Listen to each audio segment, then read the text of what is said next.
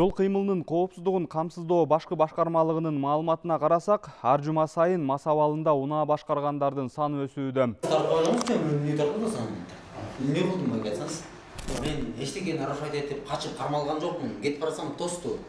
Бул жумада дагы Борбор калаада ондогон жарандар спирт ичимдигин ичип, жол коопсуздук кызматкерлеринин колуна түшкөн. Маселен, мына бул жаш жигиттин башкаруусундагы автоунаа Бишкек шаарынын Юнусалиев жана Сүйөркулов көчөсүнөн. Мындай учурда дээрлик бардык эле айдоочулар жол коопсуздук кызматкерлеринен ар кандай айла амалдарды жасап, кутулуп кетүүгө аракет кылышат. Бул унаанын ээси дагы колунан келген бардык аракетин жасап көрдү. Бирок андан эч кандай майнап чыккан жок. Бүгүн 20 саат 22:15-20 чамаларында Гагарина Юнусалиеванын западный направлениясына келатканда шектүү болгондон тозгон положительный чыкты. То, что наркотические вещества колдонгон үчүн. Азыр машина штрафстоянка коебуз. Немелер чыкты, результаттары.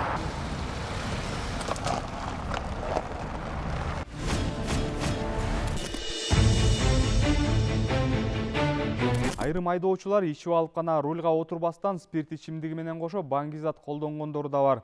Мындай фактылардын көбөйгөндүгүн акыркы кездердеги рейд учурундагы окуялар далилдеп турат.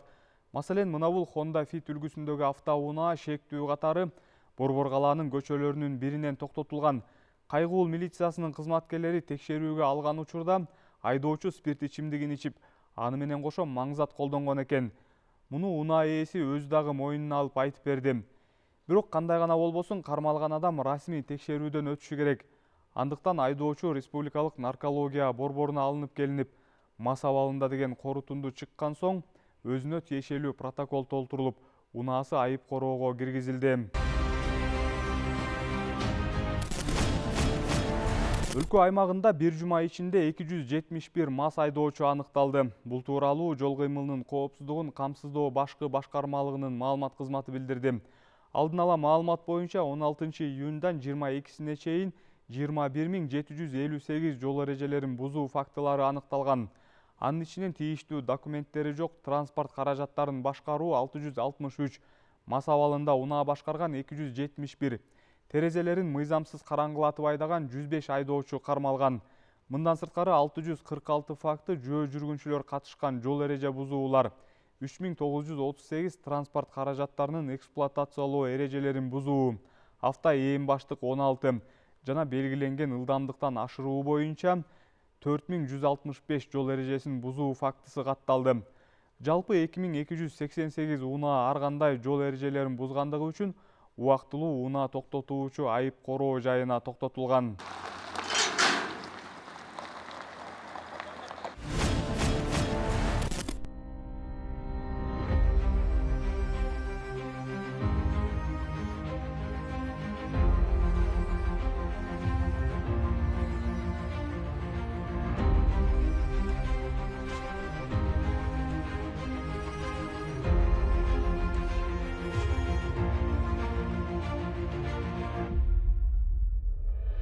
Борбор калаанын ичинде, аны менен катар калктуу конуштардын аймагында ылдамдыкты ашыра айдагандар көп учурда ар кандай жол кырсыктарынын себепкери болуп жатышат. Мына ушундай жоопкерчиликсиз айдоочулардын айынан бир апта ичинде эле шаар ичинде ондогон жол кырсыктары катталды. Маселен, Жибек жолу Тоголок Молдо көчөлөрүнүн кесилишинде орун алган жол кырсыгында 2 унаа жабыркады. Айрым учурда мындай кырсыктар адам өлүмү менен аяктап калып жатат. Андыктан айдоочулар жок дегенде калктуу аймактарда унааны абайлап айдап, этият болууга аракет жасабаса, кесепети оор болуп жатат. Жибек жолу Исанова көчөлөрүнүн кесилишинде ДТП'де чакыруу келип түшкөн. Чакырууга келген учурда көрүнүш 3 машина деп болуп жатат. Мен ол жактан келип аткам. Ол жерде турган да. Турган эмес, жылып аткан пробкага келген. Жылып атканда жол жабылыр болчу, чыйганын караңыз көрсөтүп. Ошол тартам. Ошол жактан келип, автобус тепкенде бул экөө дагы тебе. Тепкенде келип көчө алышкан. Кийин сол калды да.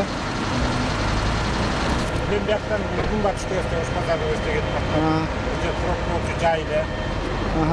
Бараткан артынан бир келип эле сүздү, мен токтон албай да артын баштап.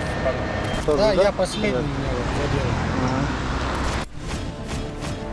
Мына Мына ушундай эле жол кырсыгы өткөн дем алыш күндөрү Борбор калаанын Байтик Баатыр көчөсүндө орун алды. Мында катуу ылдамдыкта келе жаткан автоунаа электроскутерди сүзүп жабыркаган. Эки айдоочу тең эң жөнөкөй гана жол эрежелерин сакташкан эмес.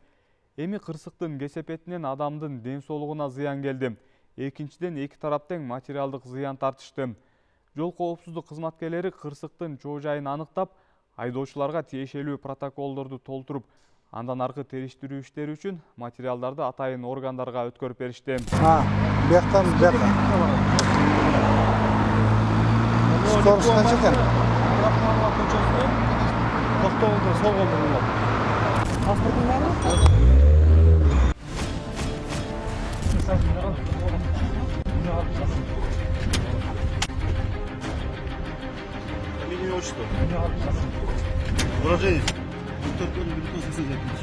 Улуттук коопсуздук мамлекеттик комитети тамеки аткезчилиги менен алектенген уюшкан топ кармалганын билдирди. Атайын кызматтын маалыматына караганда, мамлекеттик бажы кызматынын Ош бажысы менен биргеликте жүргүзгөн ыкчам иликтөө иш-чараларынын натыйжасында Ош облусунун аймагына тамекилерди экономикалык, контрабандалык жол аркылуу алып кирүү менен алектенген туруктуу трансулуттук топ аныкталган. 2019 жылы 4 адам Кыргызстандын аймагына тамеки түрүндө товарлардын ири партияларын жеткирүүнүн туруктуу кылмыштуу каналын түзүшкөн. Экономикалык контрабанда беренеси менен козголгон кылмыш ишинин алкагында, ошондой эле ыкчам издөө иш-чараларынын жүрүшүндө аталган топтун мүчөлөрү БИМИ Ош сервис МТОнун жооптуу кызматкерлери менен алдын ала сүйлөшүп алып, товарларын уурдап, андан соң Казакстандын аймагына бажы төлөмдөрүн төлөбөстөн сатып жиберишкени белгилүү болгон. Аталган уюшкан кылмыштуу топтун жогорку деңгээлдеги кылмыштуу даярдыгы болгон. Анын ичинде кутумчулук, ролдорду бөлүштүрүү, мыйзамсыз кирүү жана башка элементтер бар. Кылмыштуу аракеттердин натыйжасында Кыргызстандын экономикалык кызыкчылыктарына 42 миллион сомдон ашуун зыян келтирилген. Учурда кылмышка тиешеси бар делген топтун 3 мүчөсү кармалып, Ош шаардык соту тарабынан УКМКнын тергөө абагына камакка алуу түрүндөгү баш коргоо чарасы тандалды. Ушул жылдын 1-июлунан тарта унаага милдеттүү камсыздандыруу полиси жок айдоочуларга айып пул салына баштайт. Бул тууралуу Кыргызстандын камсыздандыруучулар ассоциациясы дагы бир жолу эскертип, ушул айдын соңуна чейин айдоочуларды ОСАГО полисин алууга чакырды. Эске салсак, айып пулдун көлөмү жеке жактар үчүн 3000 сом. Аталган мыйзам 2015 жылы эле кабыл алынган. Бирок жеке жактарга айып пул салуу 2025 жылдын 1-июлунан баштап гана колдонулат. Белгилей кетүүчү жагдай, ОСАГО бул жөн гана формалдуулук эмес. Жол кырсыгы болгондо сизди жана башкаларды коргогон каржылык коопсуздук. Ал жабыркагандарга келтирилген чыгымдын ордун төлөп берүү менен сизди чоң чыгымдардан сактайт. Ушул тапта камсыздандыруу компаниялары кеңейтилген график менен иш алып барууда. Ошондой эле полисти онлайн кызматтар аркылуу да тариздөөгө болот. Айдоочулардын эсине кеңеш жана маалымат алуу үчүн 1292 жалпы байланыш номери иштеп жатканын белгилей кетмекчибиз. Ушуну менен биз программабызды жыйынтыктайбыз. Студияда мен Самат Асипов иштедим. Ал эми программанын жүрүшүндө орун алган окуяларды тасмага түшүргөн кабарчыбыз Жээнбай Каракүчүков болду. Кайрадан эфир аркылуу көрүшкөнчө саламатта туруңуздар.